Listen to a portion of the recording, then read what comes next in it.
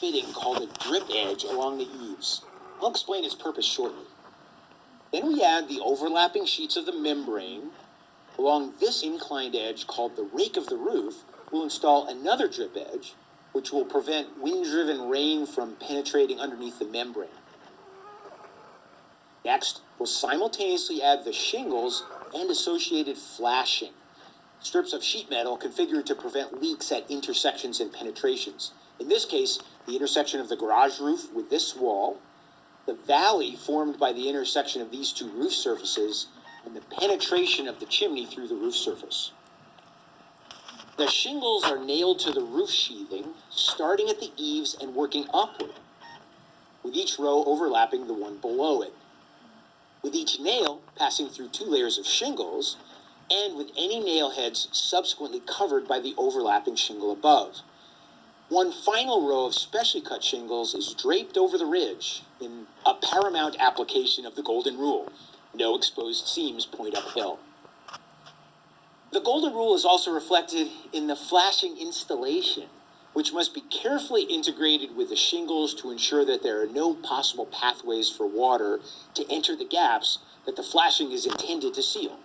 This point is nicely illustrated by the chimney flashing shown here. Note how the lower flashing elements are interwoven with the shingles. How this saddle is used to divert runoff around the chimney on the uphill side. How these overlapped cap flashing elements are actually set into the mortar joints of the brick chimney to prevent water from entering the upper edges of this amazingly intricate system.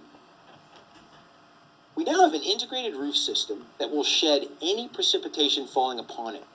But the building envelope's work isn't completed until this water is captured, directed down to the ground, and conveyed away from the perimeter of the house.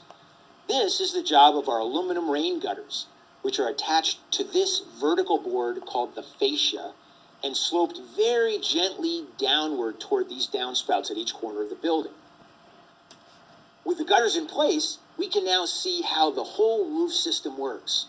No matter where a raindrop falls, it will follow a downhill path that leads to a gutter and then to the ground.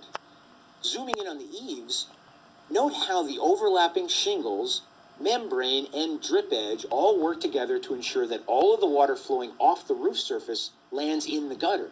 Without the drip edge, some water would certainly seep behind the gutters like this. While we're